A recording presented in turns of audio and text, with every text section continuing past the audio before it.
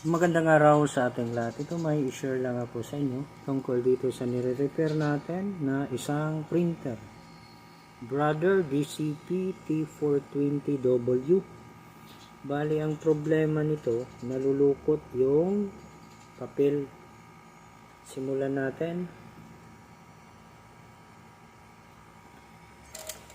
Ayan, gumagana na. Ayun.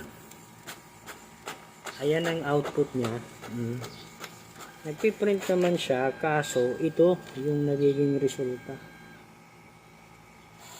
Ayan. Yun. Nalulukot yung papel. So, ang problema nito, dito sa ruler. Yan ang problema. So, ito troubleshoot pa natin ito. I-repair pa natin ito.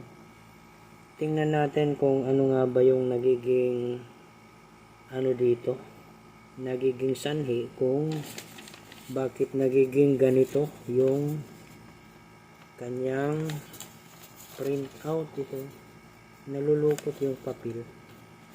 Yan. Balik tayo sa ating ginagawa na printer. Ito, bale yung naging problema dito banda, parang nababara yung papel pag dumadaan dyan. So, ang ginawa natin, nilagyan natin yan ng parang yan, spacer. Yan, spacer. Yan. Dahil dyan banda nababara yung pag-fed ng papel, kaya natutupi yung papel. So, ang ginawa natin, nilagyan natin ng spacer para umangat. Ayan. So, nung ginawa natin, nung unang pag-test natin, yan naman po ay naging okay na. So, itesting natin ulit. Bali, ito, mag-print tayo. So, tingnan natin yung pag-print niya. Ayan. Nag-print naman. Tapos makikita natin hindi na natutupi yung papel. Okay na. So, bali yun lang yung naging problema dito.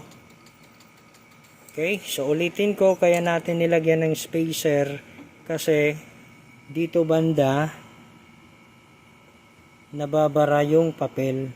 So, ang naging resulta, since nababara siya ng konti, na tutupi siya dahil itinutulak naman siya sa baba. So, ang nagiging resulta, natutupi yung papel.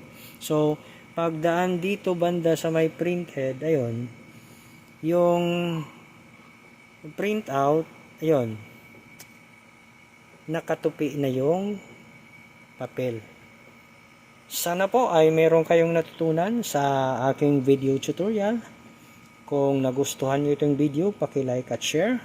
Kung hindi ka pa nakapag-subscribe, mari po lamang ay mag-subscribe sa aking channel. At paki-click na rin yung notification bell para updated ka sa mga bagong upload na videos. Hanggang sa muli, maraming salamat po.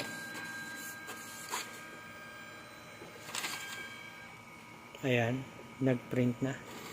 Okay na.